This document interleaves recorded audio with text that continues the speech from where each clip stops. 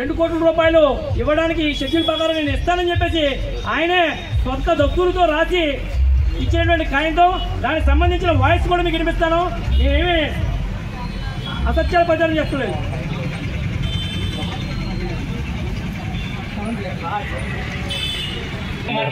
తప్పుడే మాట్లాడతాడు.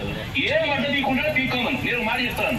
ఆయన 2 కోట్లు 2 కోట్లు మీ బాబు 2 కోట్లు ఇస్తాను. రాంబాబు గారికి 50 లక్షలు ఇస్తాను. 6 కోట్లు ఇవ్వట్లేదు. మీ బాబు చెప్పి ఏం చేసుకుంటాడో చేసుకోమని చెప్పు. నేను ఇప్పుడే పోలీస్ కంప్లైంట్ ఇస్తాను. నేను ఎస్పీ గారికి పోలీస్ కంప్లైంట్ ఇస్తాను. నువ్వు ఏం చేసుకుంటే మీ ఇష్టం. నేను ఇక్కడ వండుకోలేదు, నేను అందుకే వెళ్ళిపోతాను. సరేనా? క్లోజ్ చేసుకున్నాం. నాకు ఆఫీస్ అక్కర్లేదు, కళ్యాణ్ పక్కలేదు, క్లోజ్ చేసుకున్నాను. రైట్ చెప్పంటే నాకు మధ్యవర్తులు పంపించి మీ బావ 4 రకాలుగా మాట్లాడి అవి చాలా తప్పుగా మాట్లాడతాడు. ఏ మధ్య తీయకుండా తీసుకోమని నేను మాట ఇస్తాను. ఆయన 2 కోట్లు 2 కోట్లు మీ బాబు 2 కోట్లు ఇస్తాను. రాంబాబు గారికి 50 లక్షలు ఇస్తాను. 6 కోట్లు ఇవ్వట్లేదు. మీ బాబు చెప్పి ఏం చేసుకుంటారో చేసుకోమని చెప్పు. నేను ఇప్పుడే పోలీస్ కంప్లైంట్ ఇస్తాను. నేను ఎస్పీ గారికి పోలీస్ కంప్లైంట్ ఇస్తాను. నువ్వు ఏం చేసుకుంటారో మీ ఇష్టం. నేను ఇక్కడ ఉండలేదు, నేను అందుకే వెళ్ళిపోతున్నాను. సరేనా? క్లోజ్ చేసుకున్నాను. నాకు ఆఫీస్ అక్కర్లేదు, కళ్యాణ్ మండపం అక్కర్లేదు, నేను క్లోజ్ చేసుకున్నాను. రైట్ నక్సలైట్ కేసు అని, జగ్గంపేటలో రైస్ మిల్లింగ్ కేసు అని నా పేరు. జగ్గంపేటలో జరిగిన విషయం వారం రోజుల్లో నేను నిర్దోషిగా కేసుకి సంబంధం లేదని బయటకు వచ్చాను. మద్దు సత్యబాబు గారు జరిగిన కేసు విషయంలో అయితే కోర్టే నిర్దోషి అని చెప్పి నన్ను బయటికి పంపించింది. ఆ కేసు అవసరం నాకు ఇచ్చింది.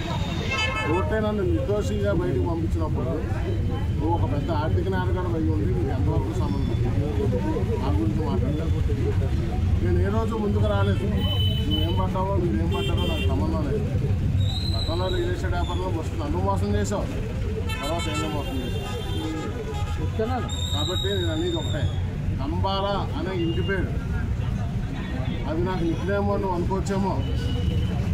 ఇప్పుడు అయ్యప్ప ఉన్నాడు, పుట్టినగా నుంచి నిక్నేము. త్వర ఉన్నాడు, పుట్టినగా నుంచి నిక్నేము. ఈ 2 సంవత్సరాల ముందు వరకు నీకు కంబాల అనేది లేదు. ఈ 2 సంవత్సరాల నుంచి ధైర్యం దానికి నిక్నేము. కంబాల అనే పేరు మీద ఫ్లెక్స్ పడిన మరుక్షణం పట్టపగలో నేనే తగలబెడేస్తాను ఖచ్చితంగా. ఇదే చెప్తున్నాను. నీకు ఏదైనా మాట్లాడాలని అదే ధైర్యం నీకుంటే మళ్ళీ నువ్వు సాయంత్రం మీడియా మిత్రులను పిలిచి ఆ టైం పాడు చేసి పని చేయి. రా ఫేస్ టు ఫేస్. నువ్వు దేవి చౌక దగ్గర కూర్చుంటావో, శివాలయంలో కూర్చుంటావో, ప్రమాణకం చేసి మాట్లాడదాం. నీ భార్య పిల్లల మీద, నా భార్య పిల్లల మీద మాట్లాడుకుంటావు. నేను అడిగిన ప్రతిదానికి నువ్వు సమాధానం చెప్పు, నువ్వు అడిగిన ప్రతిదానికి నేను సమాధానం చెప్తాను. ఇది హిందూ ధర్మం. మహాగణపతే నమః, జై శ్రీరామ్. అన్నదమ్ములకి తల్లిదండ్రులకి ఆదర్శంగా ఉన్న రాముడి పేరు చెప్తావు నువ్వు ప్రతి ప్రెస్ మీట్కి ముందు. ఒక అర్హతన నీకుందా శ్రీరాముడికి నీకును? ఇదే చెప్తున్నాను. నువ్వు మళ్ళీ పిలిచి మీడియా మిత్రుల సమయం వృధా చేసి మాట్లాడాలనుకుంటే డైరెక్ట్గా రా, ఫేస్ టు ఫేస్. నీ మనుషులు నువ్వు తీసుకునిరా. ఈ మేము 4, 5 మేము వచ్చి మేము కూర్చుంటాం, మాట్లాడుకోం. మీడియా సమావేశంలో ఏం చేసుకుందాం. నేను అడిగిన ప్రతిదానికి నువ్వు సమాధానం చెప్పు.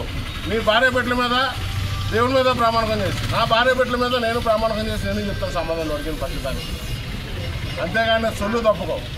ఏదో 4 రూపాయలు ఉన్నాయి కదా అని కళ్ళు మూసుకుపోయి మాట్లాడితే సొసైటీకి ఊరుకోదు. ఇవాళకైతే రేపైనా నువ్వు లోపల ఉండవలసినవే, బయట ఉండవలసినవి ఏం కాదు. నువ్వు ఇంతకంటే ఎక్కువ టైం మాట్లాడడం మీడియా మిత్రులకి భావ్యం కాదు. ఇంకా సెలవు తీసుకుంటాను. రకాలుగా మాట్లాడి అవి చాలా తప్పుగా మాట్లాడతాడు. ఏ మధ్య తీయకుండా తీసుకోమని నేను మాట చెప్తాను.